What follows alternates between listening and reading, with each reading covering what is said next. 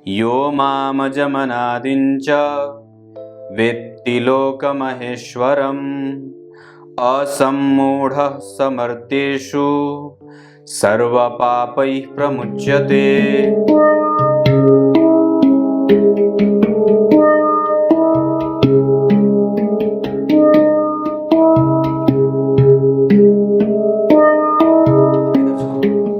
नमस्कार, एक बार फिर से उपस्थित हूं आप सबके सामने मंगलवार के बाद बुधवार के कार्यक्रम में विश्लेषण जन्म कुंडली का। इस कार्यक्रम के अंतर्गत अगर आप पहली बार देख रहे हैं कार्यक्रम, तो आपको बता दूं कि ये कार्यक्रम सिर्फ व्यक्ति के सवालों के उत्तर पे ही केंद्रित होता है।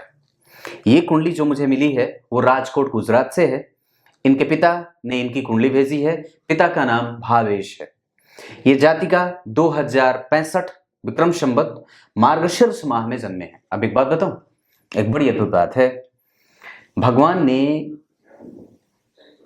अपने बारे में कहा है विभूति योग के वर्णन के समय कि मैं माहों में मार्गशीर्ष माह हूं, जो सर्वश्रेष्ठ होता है, जहां पे वो कभी अच्छा बन जाता है, कभी बुरा बन जाता है, और हमेशा अच्छा ही होता है, क्योंकि वो साक्षात भगवान का वास होता है। इस माह में कई सारे कृत्य होते हैं और भगवान ने कई सारे बड़े अच्छे अच्छे काम किए थे। इस वजह से मार्गशीर्ष माह का जन्मा व्यक्ति सत्पुरुष होता है। और सबसे अच्छी बात है कि परिवर्तनशील होता है भगवान कृष्ण की तरफ। नाच नचा दे, नाग नाथ दे, और एक ही झटके में जो है वो मिट्टी खा ले, और अगले ही झटके में जो है वो ब्रह्मांड दिखा दे। दक्षिणायन में इनका जन्म हुआ है। इस वजह से व्यक्ति जो है वो आत्मबल से कभी कभी कमजोर हो सकता है। दक्षिणायन में जन्मे होने से व्यक्ति कई बार कुटुंब और छोटे कुटुंब का मालिक होता है, बहुत ज्यादा कुटुंबी नहीं होता। दक्षिणायन में जन्मे होने से शुभ ग्रहों का प्रभाव कमजोर हो जाता है और पाप ग्रहों का प्रभाव बढ़ जाता है। हेमंत ऋतु में जन्मे होने से जहां व्यक्ति प्रेमी किस्म का होगा, अब ये प्रेम की भाषाएं समझेगा। प्रेम के बिना आप इससे जिद करके कोई भी काम नहीं करवा सकते। कृष्ण पक्ष के शनिवार के 9वीं तिथि के जन्मे होने से, ध्यान से देखिए मेरी तरफ, कृष्ण पक्ष के 9वीं तिथि के जन्मे होने से चंद्रमा यहाँ पे शुभ ग्रह होंगे, और साथ ही साथ ये हर तरीके से व्यक्ति के जीवन में धन धान्य से परिपूर्णता का प्रभाव विकसित करेंगे और व्यक्ति के दिमाग को संतुलित करने का प्रयास करेंगे। साथ ही साथ यहाँ पे व्यक्ति का करियर, यहाँ पे व्यक्ति का धन, यहाँ पे व्यक्ति का मन, यहाँ पे व्यक्ति का स्वास्थ्य, और यहाँ पे व्यक्ति को पैतृक संपत्ति का लाभ, ये सब सारी चीजें, और साथ ही साथ व्यक्ति के जीवन का सुख, मेंटल स्टेबिलिटी, ये सब इनके साथ साथ खड़े रहेंगे हर पल, हमेशा। चाहे पिता का आशीर्वाद धन के मामले में हो, चाहे ऐसे ही हो, वो हमेशा जातक को मिलता रहेगा, और पिता के साथ संबंध भी अच्छे रहते हैं। शनिवार के जन्मे होने से व्यक्ति कुंठा से ग्रसित हो जाता है, इच्छाएं बड़ी हो जाती हैं, राजकुमारी जैसा जीवन होता है, पर कई बार व्यक्ति जो होता है वो थोड़ा मतलबी हो जाता है, स्वार्थी हो जाता है, अपने बारे में सोचने वाला हो जाता है, और कई बार उसके नेचर को समझना मुश्किल होता है कि वस्तुतः ये चाहता क्या है, अच्छा चाहता है, बुरा चाहता है। कई बार वो दानी हो जाता है, कई बार कंजूस हो जाता है, कई बार वो बिल्कुल ही परोपकार से युक्त हो जाता है, कभी कभी वो बिल्कुल स्वार्थी हो जाता है, कभी बिल्कुल ही दुख है, कभी बिल्कुल ही इमोशन है। ये चीजें जीवन में घटित होते देखी जाती हैं, और वो इसलिए क्योंकि शनिवार के जन्मे होने से जो लोग होते हैं वो क्रम से ऐसे हो जाते हैं कि वो उनके जीवन में अत्यधिक परिवर्तन आप बहुत जल्दी जल्दी देख लेते हैं। कई बार तुरंत तुरंत वो बदल जाते हैं।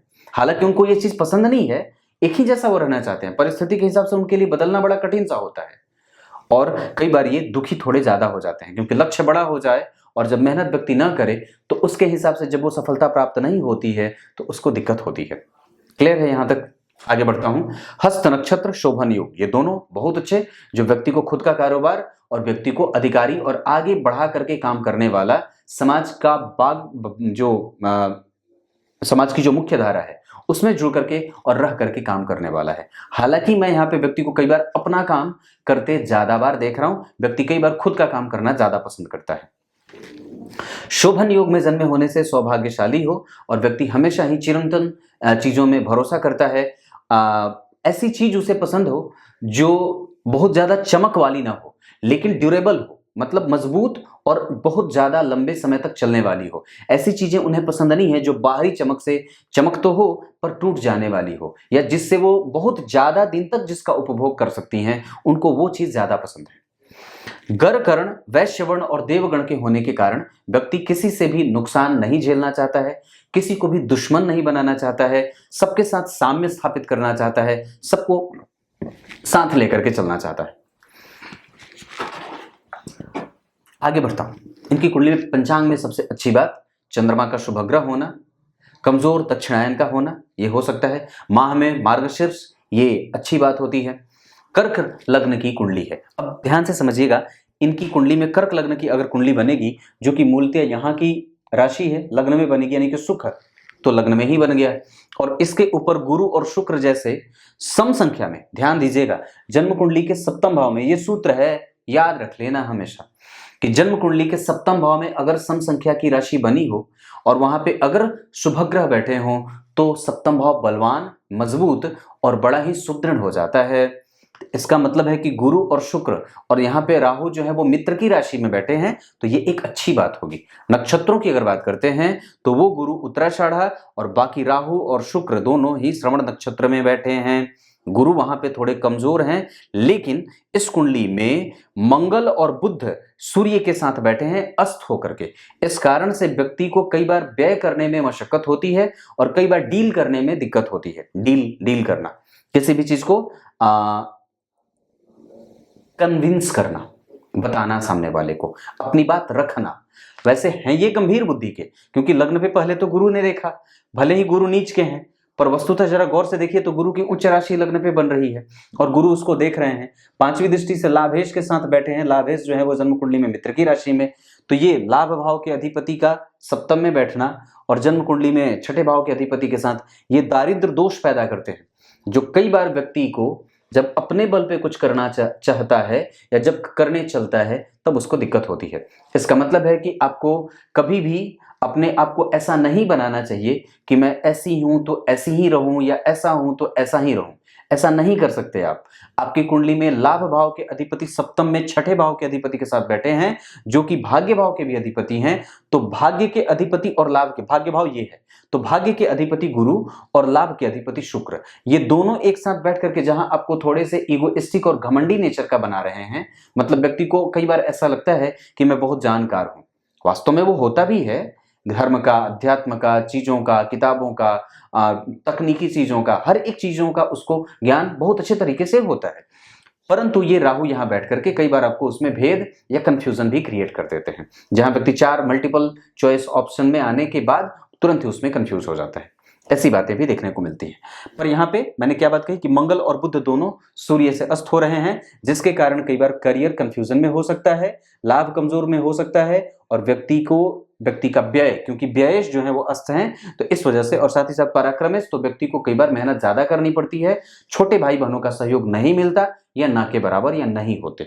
अगर होते भी हैं मान के चलिए तो मैं समझता हूं कि उनसे उनकी अच्छी नहीं बनेगी, क्योंकि कर्क लग्न की कुंडली में अगर चंद्रमा यहां बैठे हैं तो निसंदेह नीच के गुरु की दृष्टि पड़ेगी और यहाँ के अधिपति बुध अस्त हैं। इस वजह से छोटे भाई बहन का सुख थोड़ा कमजोर सा देख रहा हूं, क्योंकि उसके ऊपर गौर करिए तो किसी भी भाव, किसी भी ग्रह की कोई दृष्टि नहीं है। ये बात यहां तक खत्म। तो लग्न के अधिपति का जन्म कुंडली में तृतीय भाव में जाना और भाग्य को देखना और भाग्य के अधिपति का लग्न को देखना, ये और गुरु और चंद्रमा का जो है वो एक दूसरे से त्रिकोण में होना, मंगल और चंद्रमा का एक दूसरे से केंद्र में होना, ये दोनों चीजें अच्छी बात है। अच्छी क्योंकि गुरु से चंद्रमा केंद्र में और चंद्रमा से मंगल केंद्र में, चौथे 10वें, तो ये दोनों चीजें अच्छी बन रही है। और सबसे इसमें एक अच्छी बात ये बन रही है कि सिंह राशि के शनि जो बैठे हैं वो जन्म कुंडली में सूर्य देखिए धन भाव में, अपने धन भाव के अधिपति होकर के अपने भाव से पंचमस्त जाकर के छठे भाव में, यानी कि एकादशवें के अधिपति छठे भाव के अधिपति के साथ दारिद्र दोष पैदा कर रहे थे। ठीक वहीं पे धन भाव के अधिपति का छठे में जाना ये भी दारिद्र दोष पैदा करता है। इस वजह से व्यक्ति के लिए इकट्ठा करना ही होगा और व्यक्ति को कई बार अपने बल पे जब भी काम करना हो तो थोड़ा रिस्क लेना पड़ता है, या कई बार इनको देने से बचना चाहिए। इनको किसी के ऊपर जल्दी ही भरोसा नहीं करना चाहिए। क्लियर है? व्यक्ति के पास आर्थिक जो स्थिति है वो देर से शुरू होती है। कई बार आप देर से धन कमाना शुरू करते हैं क्योंकि आप गंभीर काम करना चाहते हैं, बड़ा काम करना चाहते हैं। छोटे छोटे कामों पे आपका ध्यान नहीं जाएगा, क्योंकि बड़ा काम जब करना चाहते हैं तो निस्संदेह आपको वक्त देना पड़ता है। उच्च शिक्षा का भाव आपकी कुंडली में बहुत अच्छा है, आप उच्च शिक्षा की तरफ आगे बढ़िए। जितनी डिग्रियां लेना चाहते हैं ले सकते हैं। गुरु नीच के यहां भी हैं, गुरु नीच के यहां भी है, वर्गोत्तम हो जाने से ज्ञान का प्रभाव बढ़ेगा, गांभीर्य बढ़ेगा, बुद्धि बढ़ेगी, प्रबलता बढ़ेगी और व्यक्ति आशीष पाता है, बड़े जनों का आशीष पा लेता है, क्योंकि शुक्र भी यहाँ वर्गोत्तम हो रहे हैं। तो दो ग्रह तो ऐसे ही वर्गोत्तम हो गए, मंगल यहाँ स्वग्रही हो गए। अब ऐसी स्थिति में कि दाम्पत्य मंगल और शुक्र का है, तो कई बार व्यक्ति जो होता है वो बहुत ही किसी दूसरे के ऊपर हावी होने वाला और अपनी ही बात को जिद रख करके अपने ही आपके प्रभावों को कमजोर करता है और अपनी समस्या कई बार बढ़ा लेता है। ये दाम्पत्य में मैं होते देख रहा हूं। बातचीत बहुत अच्छी होगी, दाम्पत्य में कोई समस्या इधर से नहीं है। यहाँ पे सूर्य राहु के साथ है, जो कई बार गर्भ को कमजोर करते हैं और कई बार संतान से दूरी पैदा करते हैं, या व्यक्ति कई बार दूर जाकर के संतति पैदा करता है। ऐसी स्थितियां दिख रही है। शनि का यहाँ धनु राशि में बैठना, यहाँ पे शनि द्वितीय भाव में, यहाँ पे शनि 12वें भाव में। इस कारण से कई बार शनि की दशा थोड़ी कमजोर जाएगी, क्योंकि इस कुंडली के लिए, कर्क लग्न की कुंडली के लिए शनि अष्टम, छठे और 7वें और 8वें भाव के अधिपति होते हैं और वस्तुतः उनके ऊपर किसी भी शुभ ग्रह का कोई प्रभाव नहीं है। उनकी उच्च दृष्टि यहाँ व्यक्ति को धन संपत्ति से युक्त रखेगी। 7वीं दृष्टि यहाँ आयु और रोग से मुक्ति देगी। साथ ही साथ यहाँ से 10वीं दृष्टि जन्म कुंडली में 11वें भाव पे शनि की दृष्टि हर जगह अच्छी जाएगी, क्योंकि यहाँ पे उच्च की दृष्टि देखेंगे, यहाँ पे अपनी राशि को देखेंगे और यहाँ पे अपने मित्र की राशि को देखेंगे। इस कारण से व्यक्ति की कुंडली में शनि की आरंभ की दशा जो है वो मशक्कत वाली, मेहनत करने वाली हो सकती है, पर बाद जैसे जैसे वो बढ़ता रहे व्यक्ति आगे, वैसे वैसे उसका काम आगे बढ़ता रहे। ये बात भी दिख रही है। क्लियर है। गुरु की दृष्टि यहाँ के लिए कमजोर है, पर लग्न के लिए ठीक है और यहाँ के लिए सामान्यतया पेट का रोग व्यक्ति को हो सकता है, हड्डियों का जो है वो खराब होना या कई बार रक्त से संबंधित समस्या व्यक्ति को हो सकती है। मंगल और बुध अस्त है तो व्यक्ति के क्रिएटिविटी को नजर लग जाती है, या कई बार व्यक्ति उसमें कुछ बेहतर करना चाहता है तो उतना नहीं कर पाता है, या कई बार उसमें जितना इनपुट देना चाहिए उतना वो नहीं दे पाता है। मतलब आपको इस कुंडली में इस भाव पे काम करने की आवश्यकता है। ये भाव, पंचम भाव क्रिएटिविटी का होता है, क्रिएशन का होता है। और एक बात बड़ी अद्भुत है कि मंगल और बुध जब एक साथ बैठे हों तो अगर ये अस्त हैं तो हो सकता है कि थोड़ी सी कमजोरी हो, पर एक उसका लाभ, अगर मैं, चूंकि मैंने देखा नहीं है, पर इतनी बात मैं कह सकता हूं कि कहीं ना कहीं व्यक्ति के पास क्रिएटिव है, व्यक्ति क्रिएटिविटी रखता है, क्योंकि मंगल और बुध एक साथ बैठे हैं। साथ ही साथ आत्मबल की कमजोरी थोड़ी सी देख रहा हूं, क्योंकि दक्षिणायन में जन्मे हैं, तो ऐसी स्थिति। वैसे व्यक्ति करेगा तो गंभीर काम करेगा और करेगा तो अच्छे से ही करेगा, किसी भी चीज को सुदृढ़ बनाए, एकदम गंभीरता से अपनी बात रखता है, लेकिन 12वें भाव के अधिपति नीच के हैं, इस वजह से रिपोर्ट करने में कई बार उसको दिक्कत होती है। ऐसे तो बुद्ध की पूजा यानी कि गणेश जी की पूजा व्यक्ति से करने और करवाने की आवश्यकता है, दुर्वा अर्पित करना चाहिए और कई सारी चीजें जो मैं आपको भेजूंगा बाद में, आप वो कर लीजिएगा। ये बात इतनी सी है। दाम्पत्य वगैरह इनकी कुंडली में बिल्कुल ठीक है, क्योंकि यहाँ पे भी शुक्र और चंद्रमा जो है वो द्विद्वादश में भले हैं, पर गुरु और शुक्र एक दूसरे को देख रहे हैं। लग्न में गुरु बैठे हैं तो कभी भी दाम्पत्य खराब नहीं होगा। पति जो है वो मैं समझता हूं कि चंचल बुद्धि का है, साफ है, स्पष्ट है, और एक बात है कि वो थोड़ा शंकालु प्रवृत्ति का हो सकता है और सुदृढ़ होगा। वो, उसके पास धन संपत्ति की कभी भी कमी नहीं होगी और निसंदेह वो धनवान घर का होगा। एक बात और है कि इस कुंडली के लिए, कर्क लग्न की कुंडली के लिए 2 तारीख अच्छी हो, सोमवार का दिन अच्छा हो, आप आश्लेषा नक्षत्र में आपका लग्न बना है और पुष्य नक्षत्र में केतु बैठे हैं, गुरु जो है वो उत्तराषाढ़ा के बैठे हैं, खराब नहीं है। ये सारी चीजें, चंद्रमा हस्त के अपने नक्षत्र में, शनि उत्तरा फाल्गुनी के, और सूर्य जो है वो जन्म कुंडली में बढ़िया बैठे हैं, मित्र की राशि में बैठे हैं। पापक ग्रह का छठे भाव में बैठना अच्छा होगा। यहाँ से व्यक्ति को साहसी और प्रतियोगिता परीक्षा में, कई बार व्यक्ति जो है वो अकाउंटेंट वगैरह का काम कर ले, कई बार व्यक्ति जो होता है वो कॉमर्स क्षेत्र से आगे बढ़ जाए, बैंकिंग सेक्टर से आगे बढ़ जाए, कंप्यूटर सॉफ्टवेयर के क्षेत्र से आगे बढ़ जाए, उच्च जो है वो फैकल्टी का काम करने लगे, पब्लिकेशन आदि में नौकरी कर ले, प्रोफेसर लेक्चरर बन जाए। ये सारी चीजें देखने को मिलती है। इसके अतिरिक्त मैं एक बात और कहता हूँ, इस कुंडली में कमजोरी, गुरु और सूर्य कमजोर हो रहा है, क्योंकि गुरु जो है वो प्रथम दृष्टया नीच के हैं और उसके बाद सूर्य जो है वो जन्म कुंडली में छठे भाव में बैठे हैं, जो कर्क लग्न की कुंडली के सर्वाधिक योग कारक ग्रह के साथ बैठे होने से इनका बल और इनकी ऊर्जा और इनका साहस मंगल बढ़ाएंगे। बुद्ध को भी बूस्टअप मिलेगा, बल मिलेगा, लेकिन जो स्थिति मंगल की होनी चाहिए थी, हालांकि वो पापग्रह होकर के अगर छठे भाव में बैठे हैं तो कमजोर नहीं है, और उनके ठीक आगे अगर 2-2 शुभग्रह बैठे हों तो भी ठीक है, क्योंकि उस पर किसी पापग्रह का कोई प्रभाव तो है नहीं, ना तो राहु देख रहे हैं ना तो केतु देख रहे हैं। लेकिन वो कम से कम इतनी बात अवश्य है कि वो जन्म कुंडली में सर्वाधिक योग कारक ग्रह होकर के छठे भाव में बैठे होने से ये थोड़ी सी समस्या जरूर दे सकते हैं। और ये समस्या इसलिए नहीं दे सकते कि ये छठे भाव में बैठे हैं। दरअसल ये समस्या यहां से है क्योंकि लग्नेश छठे भाव में बैठे हैं, तीसरे भाव में, तिक भाव में जा रहे हैं, जो व्यक्ति को मेहनत करवाएंगे। पर एक इसका लाभ अलग से ये मिलेगा कि वो चंद्रमा आपकी कुंडली के भाग्य को देखेंगे तो स्मूथली सारी चीजें मिल जाती हैं।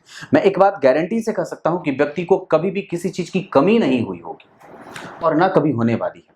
ना तो फाइनेंशियली ये कुंडली कमजोर होने वाली है, क्योंकि शनि जैसा गंभीर ग्रह अगर बैठेगा तो निस्संदेह व्यक्ति की कुंडली में सप्तम भाव के अधिपति होकर के द्वितीय भाव में अकेले बैठे हैं, जिससे पंचमस्त सूर्य, मंगल और बुध जैसे ग्रह बैठे हैं जो कि अच्छे होते हैं। इस कुंडली के लिए सूर्य खराब नहीं होते, न ही मंगल खराब होते।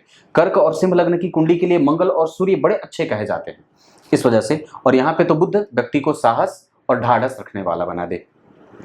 इस कुंडली के लिए अगर दाम्पत्य जैसी कोई बात होगी तो मकर लग्न और कन्या लग्न अच्छे रहेंगे। इस कुंडली में व्यक्ति है बड़ा गंभीर, हो सकता है कि वो थोड़ा जो है वो इमोशनल नेचर का ज़्यादा हो, क्योंकि कर्क लग्न के लोग जो होते हैं वो बड़े जल्दी हाइप कर जाते हैं, बहुत जल्दी इमोशनल जो है वो खुद को ब्लैकमेल भी कर लेते हैं, करवा लेते हैं, ये बात होती है। पर यहाँ पे व्यक्ति अपने जिद के लिए कई बार जो है वो बड़े अजीब तरीके से पेश आता है जीवन में, और उनके ऊपर बड़ों का आशीर्वाद हमेशा बना रहता है, उसकी कभी भी कमी नहीं देखी जाती है। धन धान्य की संपत्ति की स्थिति कभी भी कमजोर नहीं है, क्योंकि चतुर्थ स्थान के अधिपति इस भाव से चतुर्थस्थ बैठे हैं, गुरु जैसे ग्रह के साथ बैठे हैं, कोई समस्या यहाँ से भी नहीं है।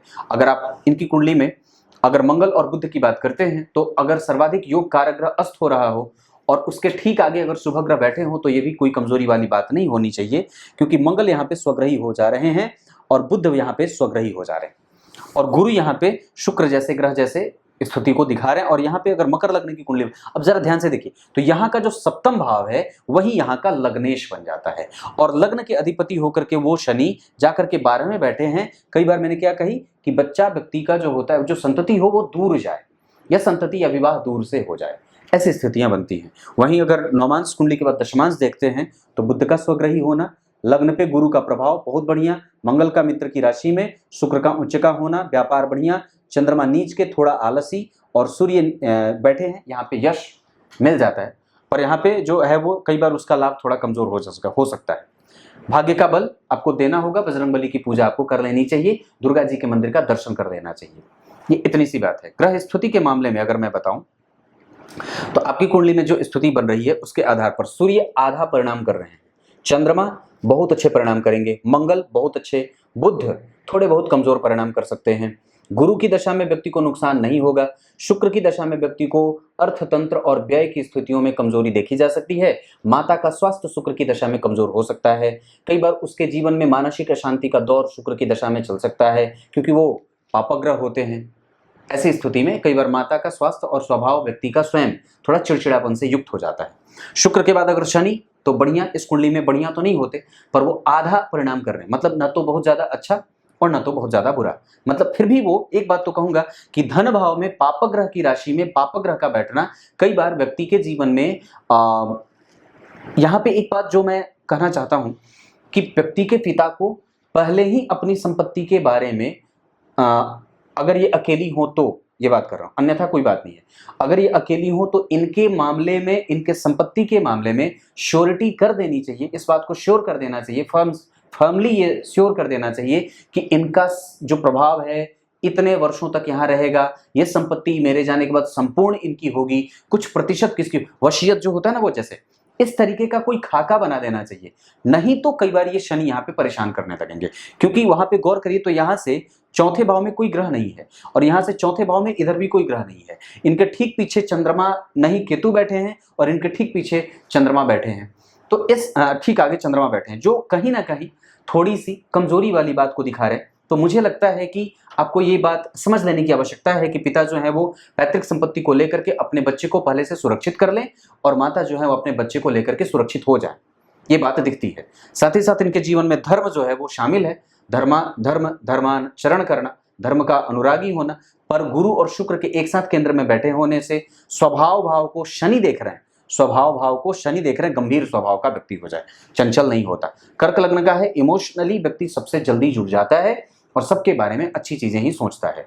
कर्क लग्न के लोगों का दाम्पत्य थोड़ा कमजोर सा बीतता है, इस वजह से आपको उस पर ध्यान देने की आवश्यकता होगी। मैं समझता हूं कि ये कुंडली मंगलिक चंद्र कुंडली से हो रही है, चंद्रमा से चतुर्थस्थ मंगल का जाना चंद्र कुंडली से मंगलिक बनाती है।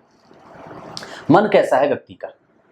तो चंद्रमा को जब आप कन्या लग्न में चंद्र कुंडली बनाएंगे तो चंद्रमा लग्न में आ जाएंगे, यानी कि चंद्रमा जब लग्न में आएंगे तो उससे चतुर्थस्थ मंगल, सूर्य और बुध, ऐसी स्थिति में व्यक्ति के जीवन में मानसिक सुख जो है वो थोड़ा कमजोर हो सकता है, पहली बार है। दूसरे नंबर पे अगर आप गौर करें तो वहां पे व्यक्ति पेट का रोगी हो सकता है और कई बार नाभि का क्षेत्र प्रभावित होते देख रहा हूं। क्लियर है। उसके बाद आप जरा गौर करेंगे तो एक चीज और होगा कि व्यक्ति रिकॉग्निशन उसको मिल जाती है, वो पुरस्कार प्राप्त करता है। पूर्व जन्म में राजा के यहाँ जन्मा हो या पूर्व जन्म में किसी अच्छे अधिकार संपन्न व्यक्ति के पास जन्मा हो, इस जन्म में भी व्यक्ति जो होता है वो कभी भी गरीब और गरीबी नहीं देखता है। ये बातें कुंडली में शामिल हो रही है जी। चंद्र कुंडली से कई बार बातें पता चलती हैं। जैसे आपको एक बात बता दूं तो पंचम भाव भी इनकी कुंडली में अच्छा बना है, अनुभवी है व्यक्ति, वेद मंत्र तो नहीं पढ़ सकती पर हाँ पुराणों का अध्ययन और कई बार आपको धर्म शास्त्रों का अध्ययन, रामायण, गीता, महाभारत, भागवत पुराण, इन सब चीजों को हमारे महिलाओं को, मैं ये बात आप लोगों को कहता हूं, ये बात हमेशा याद रखिएगा, घर की महिलाओं को सुबह पूजा करने के बाद अगर शाम को वक्त मिले तो अपने घर में आप एक ढोलक खरीद सकते हैं, एक छोटा सा 1-2 झाल खरीद सकते हैं, मजीरा खरीद सकते हैं और अगर हो सके तो हारमोनियम वगैरह खरीद सकते हैं। घर की ही बात करता हूँ, ये मेरे घर में होता है, मेरे घर में होता है, मेरी माताजी करती है और मैंने ये सारी चीजें व्यवस्था कर रखी है। तो आपको अपने घर में शाम के समय पे मेरे जो नाना जी थे समझा करते थे। अब मुझे याद है कि जब मैं कभी जैसे गर्मी की छुट्टी में जाता था वहाँ पे तो 7 बजे तक सोया रहता था। कई बार होता था कि 7 बजे तक सोया रहता था और जिस कमरे में सोता था उसके ठीक बगल में ही जो है वो पूजा का घर था। नाना जी उठाते थे कैसे, भजन गाते थे, भजन गाते थे, खूब बढ़िया बढ़िया विद्यापति के भजन गाते थे। कैसे था एक भजन, खड़े हैं दोनों भैया रे, भैया हो जमुना के तीरे, ऐसे भजन गाते थे। बड़ी सुंदर सुंदर पंक्तियां विद्यापति के। और मैंने उनसे एक बात देखी थी उनके जीवन में जो मेरी माता जी भी स्वीकार करती हैं और उनको वो फॉलो करती हैं कि शाम के समय पे नाना जी पूजा नहीं करते थे, बस भगवान को भोग लगा करके और उन्हें भजन सुनाया करते थे, भजन सुनाया करते थे। विद्यापति के गीत या कालिदास से रचित जो जितनी भी वो थी, उसके बाद जितने भी भजन होते थे, चाहे वो दुर्गा जी के हों, काली जी के हों, भैरव बाबा के हों, शिव जी के हों, सारा भजन ताली बजा बजा करके गाते थे। और छठ के समय पे वो स्वयं गीत गाते थे। छठ के समय पे, छठ पर्व हमारे यहाँ जो होता है उसमें स्वयं गीत गाते थे। मैंने उनके जीवन को इतना नजदीक से और इतनी गहराई से देखा है कि अगर मैंने अपने जीवन में कभी किसी को देखा और बहुत अच्छे तरीके से जो साक्षात मतलब ये चीज कह सकता हूं कि जो सत्य व्रत का पालन करना होता है वैसे सत्यवादी और सत्पुरुष को मैंने नहीं देखा है।